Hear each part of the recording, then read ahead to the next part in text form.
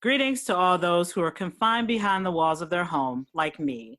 Welcome to Groove with Portia, QuaranTOLD Edition. I'm your host, Portia Booker, and yes, this is my real name. Groove with Portia targets those who are curious, eager, and hungry for new information that can aid in their personal and professional development. Malcolm X once said, "Education is the passport to the future, but tomorrow belongs to those who prepare for it today." Never stop learning. Be a sponge for the rest of your life. Before I jump into my topic for today, I want to introduce my guest. Welcome Mr. Kevon and Kamari Chisolm from the Black Wallstreeter Consultation Services, LLC. Welcome, gentlemen. Welcome. Hi. Good to have you guys. Thanks for being my guest during this kind of chaotic time that we're in, where we have a mandated order to stay indoors. But we're making do, right? We'll get through it just like we always do. Yes. So May is National Inventors Month. National Inventors Month recognizes the curiosity and imagination of the people who innovate and create. Since there has been a need for invention, inventors engineer creative solutions. Whether their patents are for improvements on previous designs or entirely new ideas, every day inventors bring something into this world we didn't know we needed. From medical advancements to fuel-efficient homes, inventors and innovators are working hard at creating the next big thing. What we imagine in science fiction today may be the invention of tomorrow. So Kevon, let's talk about your invention, right? You know, you have this stock tracker that you guys use. How is that kind of like changing the way people look at stocks and finances? Well, it gives people another way to look at how to build wealth, another avenue, because we created that to teach people, beginners, how to start investing in the stock market. And it's just a tool to teach newbies, as we would say, how to track their shares in a company. And we do that by trying to encourage people to invest in stores or businesses that they already know, such as like if you shop at a Macy's or you shop online at Amazon, the stock tracker shows you how to track those investments in a company before you actually make an investment. And it's a great tool to introduce people to how the stock market works. And that's amazing. I mean, because I feel like a lot of people, myself included, you know, are not really familiar with the exact ins and outs of the stock market. Like we've heard of it, we hear about updates on it on the news, but exactly everything that goes into it, it's like, what's this? What's that? You know, so that's amazing. I'm happy that you guys have that. And are a lot of people currently using your stock tracker right now during this chaotic time? Unfortunately, they are not.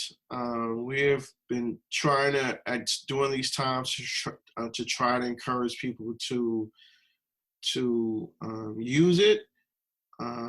We're not encouraging others to actually start purchasing shares in the stock market at this time. And because it's just the market is still very unstable. So we just would like to encourage people to use the stock tracker. Now it's a notebook. And the reason, when I first created it, a lot of people were hesitant about it because they said people have phones and they can track it via their phones, which is the case. But studies have shown if you write something down, then you are more inclined to remember it. So, and that's what I teach Kamari, is that when he's using a stock tracker, to write it down and also to see what has influenced his stock for that day. Like this week, one of his ETFs that he owns went up like about $7, and I was like, okay, why did it go up $7? And he can write that down. Unless if you're going to type it in your phone, then fine. But most people don't type notes into their phone on how their stocks have fluctuated on a particular day or week, and that way you can remember and learn what affects the movement of securities. And so that's why that's why we think it's a great tool to teach people how to introduce people to investing in the stock market. And see, I agree with the logic of writing things down because you figure it's easier to see the patterns, like you said, but also your phone can get stolen. Your phone can get wiped. I mean, technology fails a lot sometimes, especially if you just happen to get the bad batch of the phone. So, Right. and you never know, that can happen. You buy a brand new iPhone today, you get home, it's all working, and then it just shuts completely off. you know, you would hate for that to happen, but it does. Absolutely. And see, I'm somebody who's old school. I prefer to write things down in order for me to like go back and compare. Like, for example, when you're working on a book, when you're writing it actually out, you can go back to like previous chapters and say, oh, maybe I should have said this a little better. Versus if you type it on the computer, you can just change it all together and not really think about it, in terms of editing, So I think that's great. I do. I would love to definitely dive into your stock tracker method so I can learn myself. Because I consider myself a student for life. So always something new to learn. So Kevon, you and Kamari, you both have this stock tracker that you created. There's lots of inventions out there that have been patented and, have changed the way that we live today. What is one invention that both of you are grateful for? Oh wow, that's an interesting question. So I will say this. I'll answer two ways. One, as we celebrate this month, we're waiting to the big invention, right? So and that invention is an antidote or vaccine for the coronavirus. So I mean, think about that when we talk about wealth building. So the company that comes up with the invention or the vaccine for that virus is that stock, that the stock in that company, if it is a company, is probably going to experience some tremendous growth.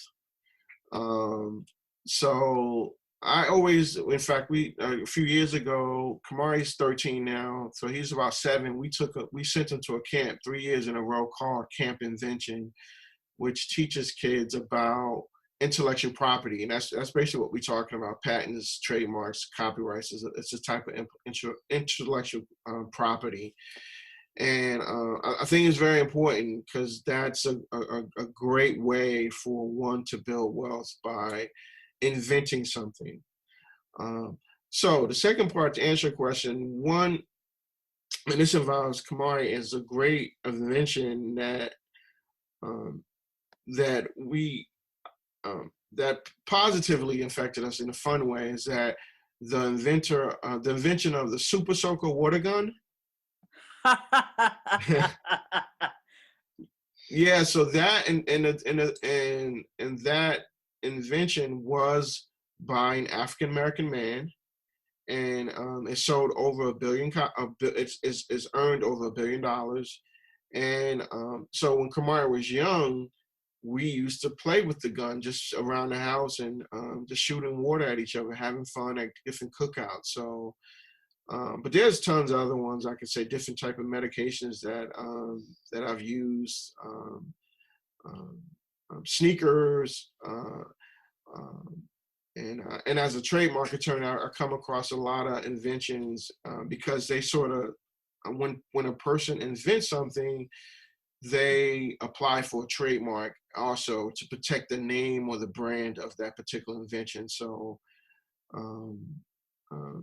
I mean, different types of ink pens that I use, and it's just so many.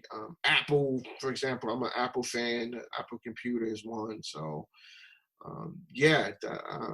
we are definitely affected by many different types of inventions. Absolutely. And I find that great about the Super Soaker. I remember those as a kid during those hot summer days, being Yeah. in the backyard, you know, filling them up with the ice cold water from the side of the house and chasing my cousins and my brothers. One thing I didn't like was getting hit in the face with the water. I just don't like that to this day. Yeah. Especially if it like goes close to right up your nose. I just don't like that at all. But that is Yeah. fun. That is definitely a fun memory, and I think for you too, it's also kind of served as a bonding, right? You know, for you and your son, as a fun game of, you know, kind of like cat and mouse a little bit. Yeah, absolutely. Yeah, I remember buying it, and Kamari was a little guy when we got him his first one, and he's like you. He was like you, rather. He didn't like it hit in the face, and when I get a good squirting with some water in the face, um, he would go crying to his mom about that I sprayed water in his face. Yeah, I was like that too. Um, yeah, I also didn't like water getting in my hair either because I have long hair that's thick. And so when water touches it or any type of moisture, it looks like I just stuck my finger in a socket. So so that was also not fun. I would say for me, probably one of the best inventions for me outside of communications, like remote communications, you know, thanks to, you know, Sam Morse and, you know, Nikola Tesla, you know, they've experimented with different forms of remote communication, but look at where it's at now. You know, we can talk to people through video call. Um, you know, you can talk to somebody all over the world in the same day within an hour, you know, within an instant. So I'm grateful for that, especially now during COVID, because we have to maintain that social distancing. And some people don't have anybody close. You know, they don't have family that live around the corner in the same house with them or even friends. So it's nice to be able to still communicate in a close proximity, but also being distant at the same time. Oh yeah, yeah, that's an excellent one. Yeah, that's a very good one. Yeah, I mean, because, you know, another thing too is think about just radio and, you know, the internet. That also, you know, falls into communication because people can, you know, still do research. People can still keep up with, you know, the news, still read books, still educate themselves during this, you know, a lot of downtime that people have since so many people are unemployed. So Right, right. it's an amazing tool that we have. And, you know, obviously it's not going to go away anytime soon because this is the way that, you know, we currently live. Hmm. So it's great. So, Kevon, if you could invent another invention, what would you create? And how would your new invention help the community? Mm. Wow, that's a, right now. I would say if I can invent a vaccine or antidote for the virus, um, that would be my dream invention, so to say, to just prevent all the horrible experiences that people are currently going through. If I can end that with an invention, then that would be my choice of invention to create, um, so we can sort of return to normalcy and just continue to live productive lives. Learn from this experience, but continue to move forward in our lives. Absolutely. I agree. You know, a vaccine, I'm hoping, comes very soon because, you know, it seems that people are dying by the thousands, you know, a day. And, you know, it's not like they can count every single person within a day's time. It's normally recorded the next day, you know. For me, I would create a more accessible clinic for people who struggle with mental health?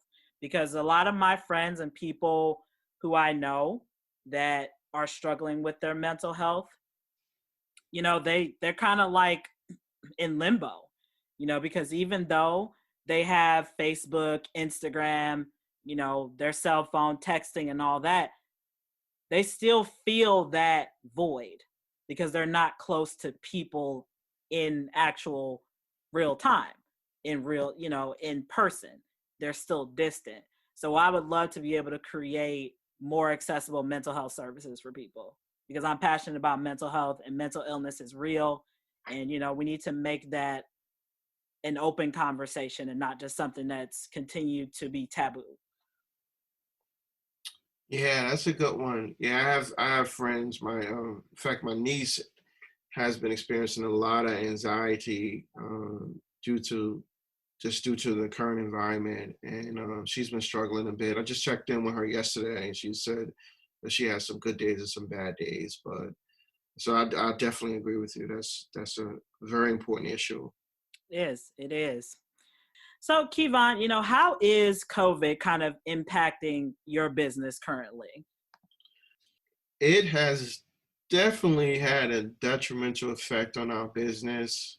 Um, one way we generate income is we conduct presentations, and since we're a relatively new business, a month ago we were just getting our feet wet, and we had our first college invitation to speak, Kamari and I, and they wanted Kamari. They specifically asked if Kamari could join me during the presentation because they had some young men and women, little teenagers that to hear Kamari speak.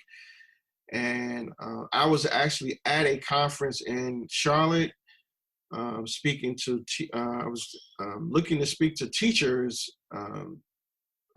that were involved in this organization that invited me to speak. And that was canceled while I was there, so I didn't even get a chance to speak. And I was going to talk about our curriculum during Wallstreeter. It has definitely affected our business, and has required me to refocus. But ironically, our curriculum had taken off, was taken off in June. In February, March, and now we've received more phone calls about our investment club services. So, and that had sort of taken a backseat because it didn't seem like people were that interested in forming investment clubs. But because of the market crisis, more people seem to be interested in investment clubs. Our book sales have increased a little bit, which is great because it is a great time for people to do that, to start an investment club, that is. And the last thing is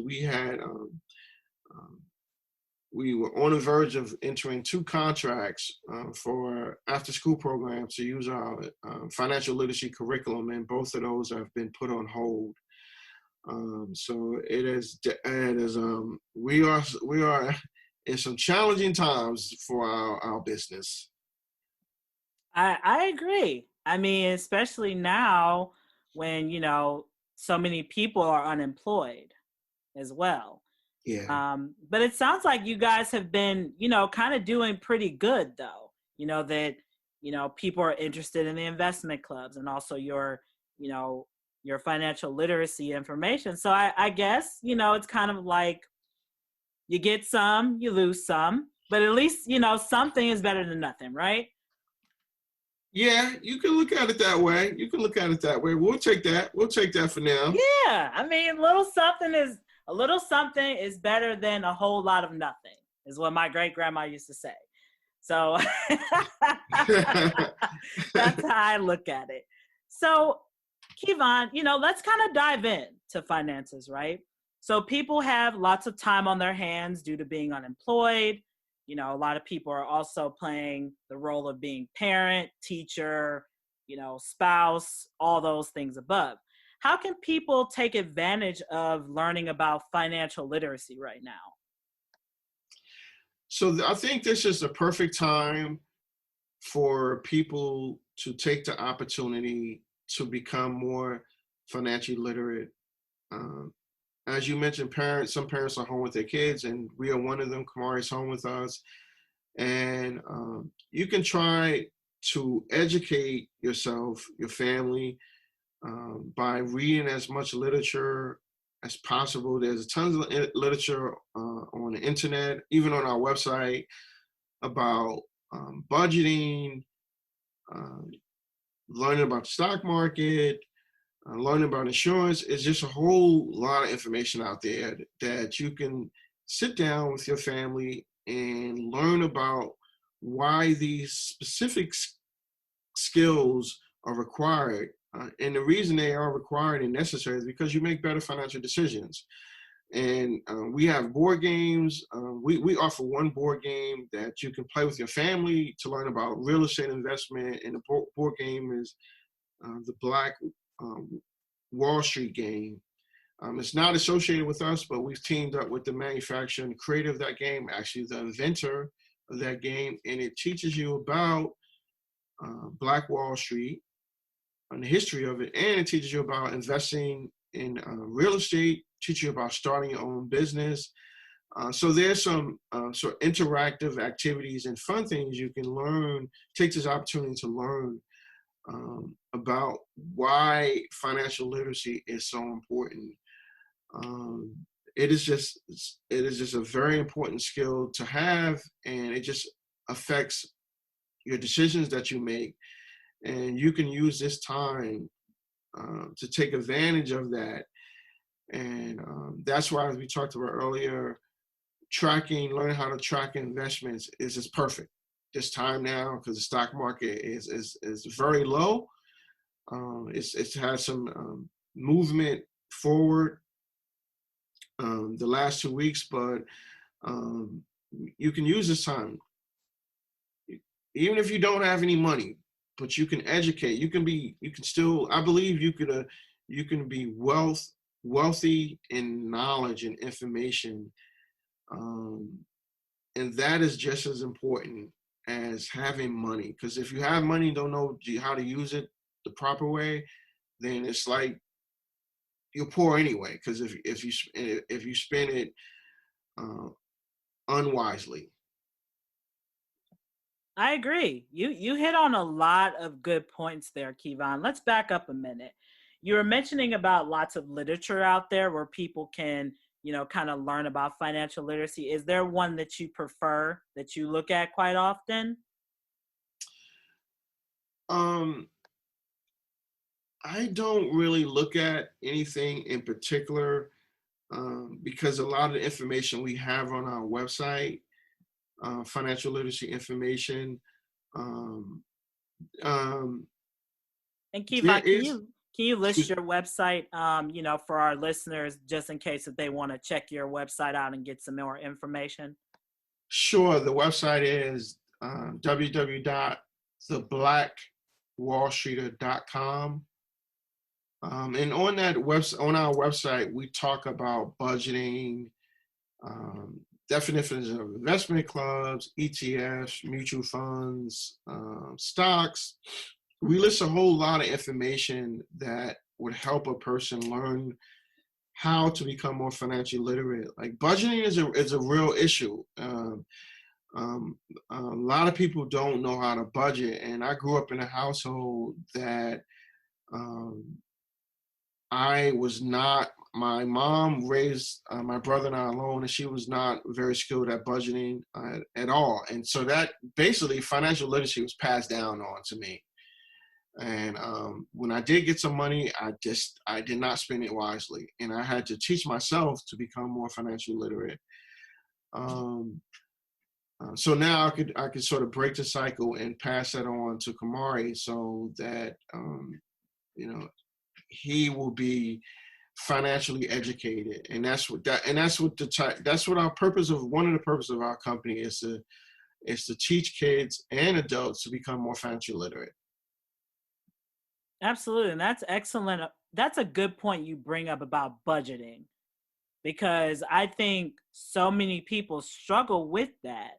But I guess my question would be, how can people address that issue, Kevon, as far as budgeting? Like, I feel like some people don't even know where to start. Well, so great question. And what we've created is we've come up with our Junior Wallstreeter budgeting system. And it's an envelope system that we have divided into save, spend, donate. And we give, and it comes with tracking sheets. And each tracking sheet, so once you get, like, so you get a check, you could divide the money up into those different envelopes. And we included donate because we just wanted to encourage people to have that mindset set to give back.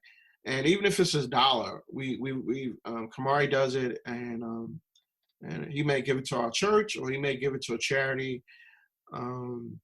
So, and that just helps you, and the tracking system helps you break down your income. And once you do that monthly, you'll realize that some things needs to take a priority over others. And if you set a budget, if that's your budget, like if you budget, you're going to have $40 to spend on eating out, eating takeout dinners or whatever, because that's going to be a cost expense if people eat out a lot. Once you reach that $40 limit, that's it. You know, you don't go over that budget.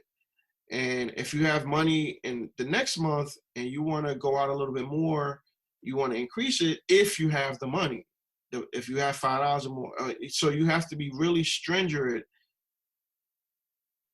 on maintaining that specific budget. And that's what happens with a lot of people.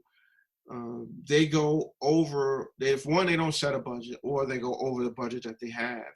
And that's the type of environment that I grew up in. Like sometimes we would have lights, and then other times we wouldn't have lights.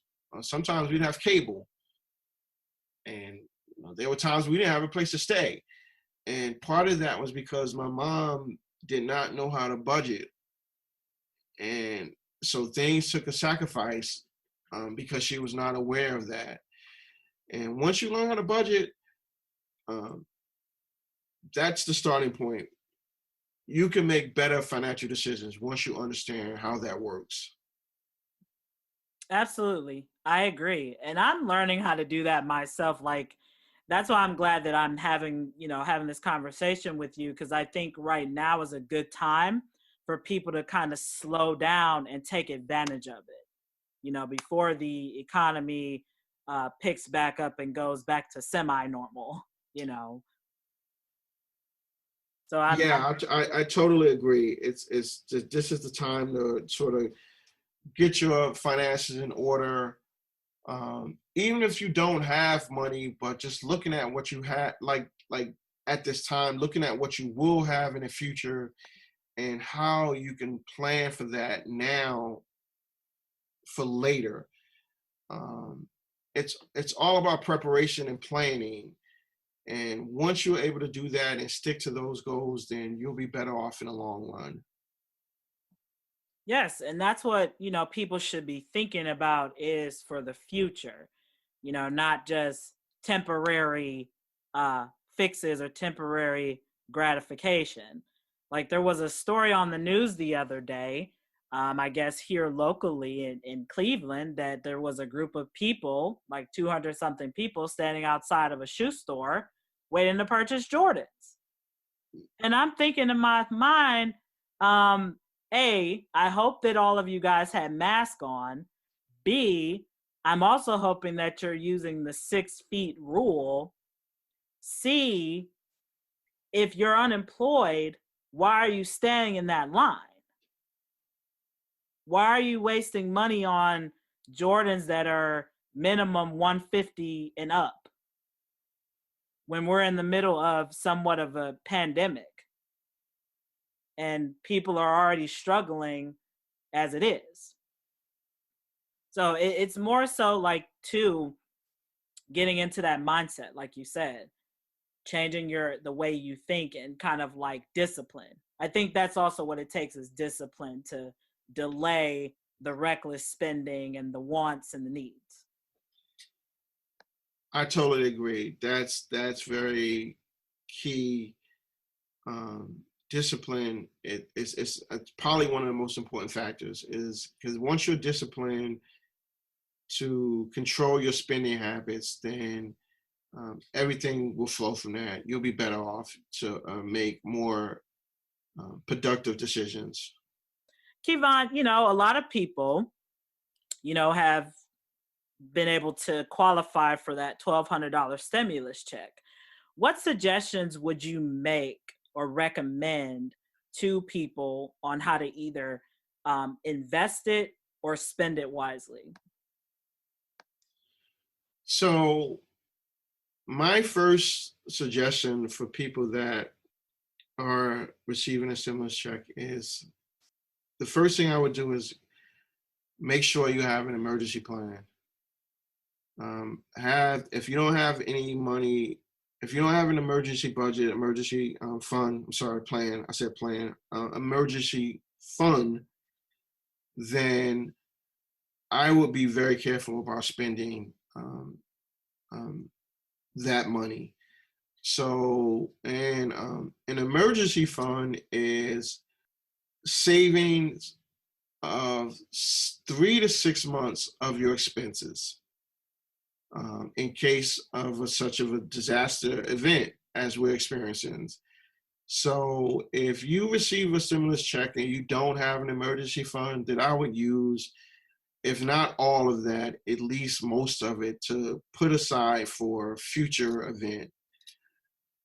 If you already have an emergency fund set aside, 3 to 6 months of your expenses set aside, then I would just save the money and use this time to prepare yourself for once the stock market sort of returns to normalcy, because it's at its moments, some of the analysts are thinking that it has returned and it's a good time, but most analysts have not suggested that yet, and particularly for new investors, because you will more than likely lose your money. And I can give you a personal example from this week alone. Our investment club, in the last 3 weeks, we have seen a gain of $18,000, and on Friday we lost close to $5,000. So if you're not used to experiencing that type of loss in a short period of time, and I know many people are not, then it's not the right time to invest. But if you could save that money, just put it in a bank account and just save it and not touch it, as we talked about discipline, and when the market returns to normalcy, then it's going to be a great time. Stocks are at an all-time low, and it will be a great time to use some of that money that you have to build wealth. It will be a great time. Absolutely. And I love how you brought back to building wealth. And, that's another thing we had talked about before was, building wealth and financial literacy. So, Kevon, while we're still talking about, like buying stocks and purchasing, some individuals who listen to this may be interested in, potentially purchasing stock, and I asked you this before as to kind of like, how can you tell, or how would you know which ones to buy and which ones not to buy? So we always suggest that people start tracking stocks with companies that they're familiar with. And so if you have kids and your kid watches Disney, then Disney took a big hit because they had to close a lot of their amusement parks, and their amusement parks was over 50% of their income. So you can imagine that once their amusement parks open back up, they're going to start seeing, not right away, but they're going to get back in line to generating a lot of revenue. So Disney is a company. Again, if you have kids, you go to Disney amusement parks, you watch Disney on TV. That might be a great company.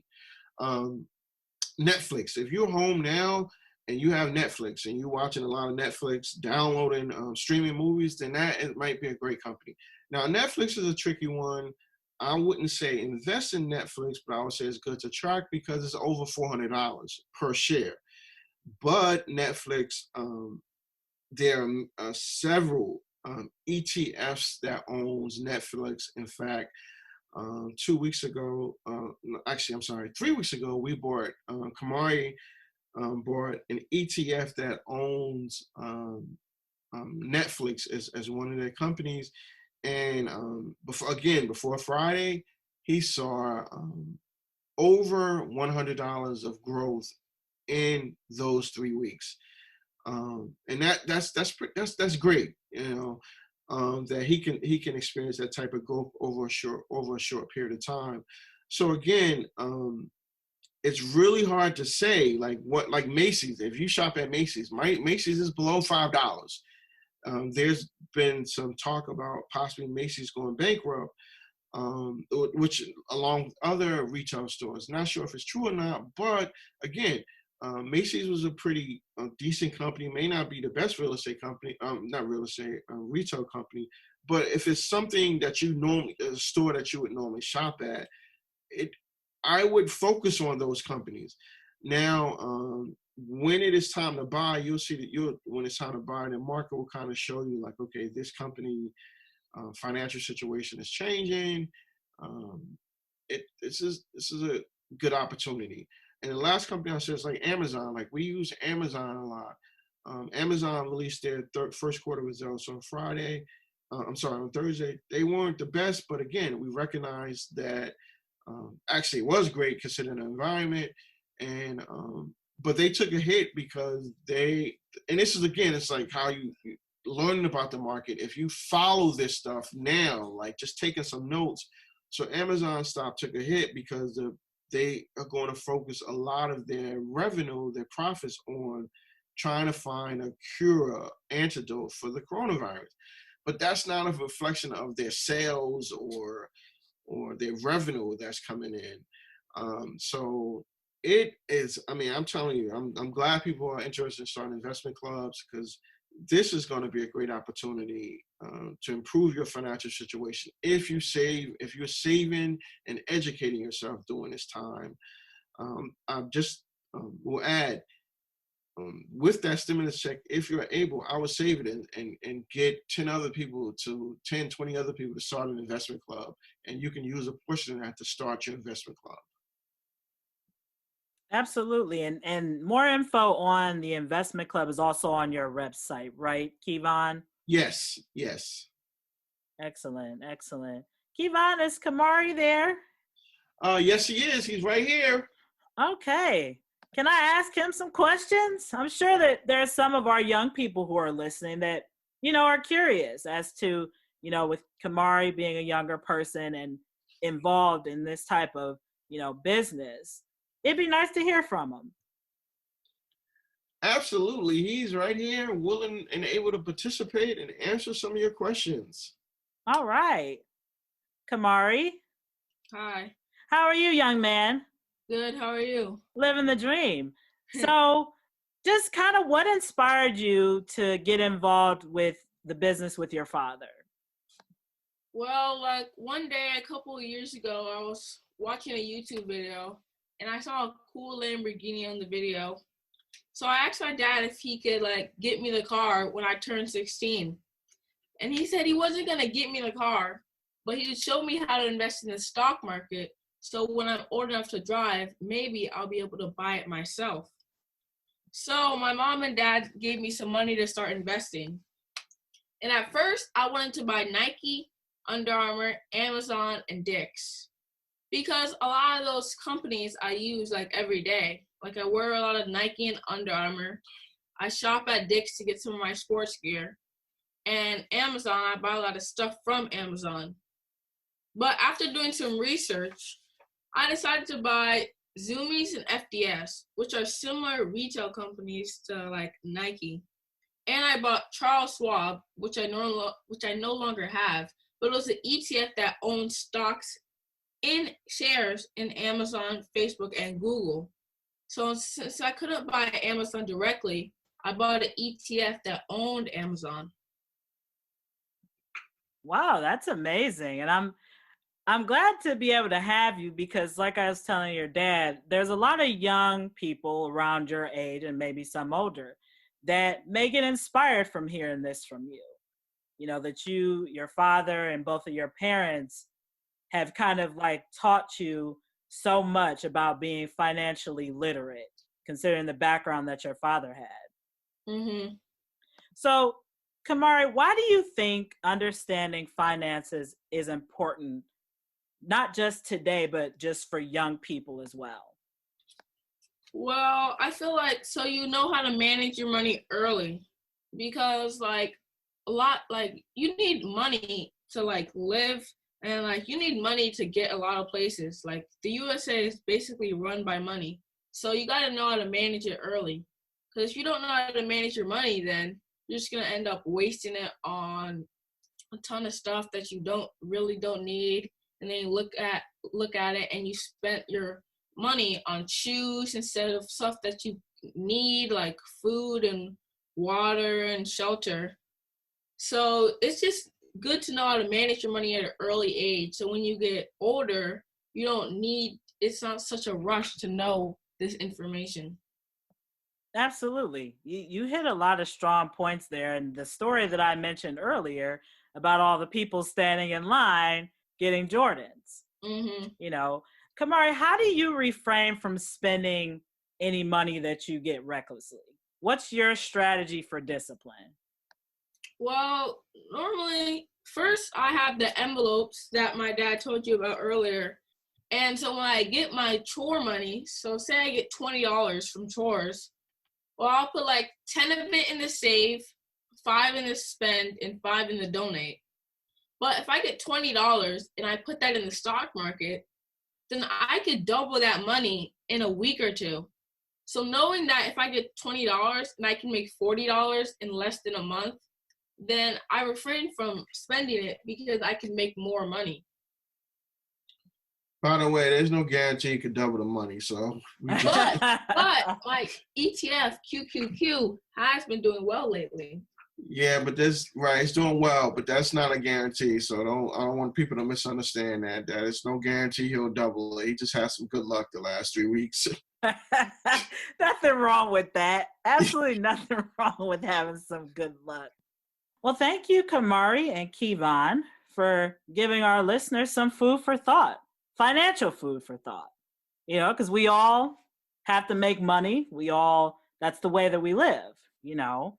So I appreciate both of you. Thank you. You're welcome. Thank you. I just wanted to go back to one of your questions real quick. You asked about a website that I like, and I looked at my notes, and the one website I do like is it's the National Endowment for Financial Education, Okay. NEFE, and that's one's website that I go to occasionally. I went there years ago before I was started this business, but they provide some very good, helpful information about financial literacy, financial education. That's great. You know, I'm sure that, you know, a lot of our listeners will benefit from this conversation. I mean, because right now, since we have so much downtime, you know, why not take advantage, right? Understanding financial literacy is very important. It's very crucial, especially, you know, in the lives of people of color. Because like you said, you came from a household where budgeting, what was that? That was a foreign language, you know, versus now, you know, you're passing down good, you know, roots to your son, where he'll be, you know, a lot better off when he gets older managing money, you know, whether he goes to college or a trade school, whichever. I mean, hey, maybe he might be able to bypass that and just have his own business, you know? Yep. You know, that would be definitely a cool thing. I would love to do that myself, but I've already went to college and, you know, there's that. So, you know, we'll keep going there. So, Kevon, how can people start to build wealth while they're unemployed right now? So if people are unemployed, it's hard to really build wealth in a money sense, but you can definitely build wealth in the education sense of Like if you know you're going to return to work after this is over, then I would use this opportunity to just become more financially literate. And again, as I mentioned earlier, that is wealth in itself. I mean, my mom did not have any money per se at all, really. She was receiving a monthly income, monthly welfare, basically. But if she had the education, if she was able to just pass on the education to us to understand budgeting, understand stocks, insurance, wills, um, how to avoid payday loans, that to me, that's wealth. That education, because that means that when I do receive money when I finish college, because she always wanted me to go to college, that or even while I was in college, when I got that first credit card, I would know what to do. And so in Kamari, Kamari and the three of us, my wife and we're reading a book, Angie Thomas's book on the come up. And so in that book, one option, the son in it, he talks about going to get a payday loan because they're trying to feed themselves. And right there, at that moment there, we took that opportunity to educate Kamari on what is a payday loan. It's like, you don't want to do that, right? We just giving them the education. So, and in the book she meant that the mother refuses to have the son go get a payday loan because the interest rates, and it's just not good, right? So this time, right, like I did a study for myself when I was preparing for a presentation, and being financially literate early on in my life just cost me over $500,000 on one particular investment that I could have made if I was financially literate. So this time, I'm glad you mentioned that. Great question. If you're unemployed and you're home, you have your phone, you have a computer, you can just use this time to just become familiar with these terms, the financial terms and budgeting. And when you do get money, you'll be prepared to build wealth. Absolutely. I mean, you made a great point. Take advantage of the time, read. We all have some form or some way of getting to the internet. That goes back to the inventions thing that we talked about earlier. This has created a pool of knowledge. You just have to use it. You just have to go to it. It's right there. Yes. Yes. You go to Facebook every single day. You can pick up Google, just tell your phone, hey Google, and it'll go and find whatever you need. Just like my phone just did by saying it. So is Kamari still there? I want to ask him one last question for our young people. Yes, he's still here. Kamari, what advice can you offer our young people today as far as investing in becoming financially literate? You just have to stick with it. You're not gonna gain like $1,000 in a day, a month, a week. You're not gonna gain money rapidly, fast. Some weeks or days you might do that, but you just have to stick with it. Like, if you gotta be patient, because if you expect that you're just gonna invest in the stock market one day and then the next day you're gonna be rich, it's not true. You gotta wait years. Like, you gotta wait multiple years. So my advice is just stick with it and be patient. Excellent, Kamari. I agree. Patience is a virtue that many of us do not have. Oh yeah, and also when you invest in stuff that you own, or so like if I want to buy a new bike, then I would think about investing in the company that owns that bike. Like, if I buy new sneakers, I'll think about buying Nike. If I buy new Jordans, I'll think about buying Nike because Nike is a part with Jordan. So just invest in stuff that you are thinking about buying or that you buy a lot of. Excellent. Absolutely. Thank you, Kamari. Kevon, any last words for our listeners who are, tuning in? Yes, last words. Thank you again, Portia, for having us on. I really enjoyed talking with you, and your mission. We share the same mission, and our mission, our Black Wallstreeter mission, is uplifting and forwarding the African American community. And I just wanted to encourage people, if anything, is just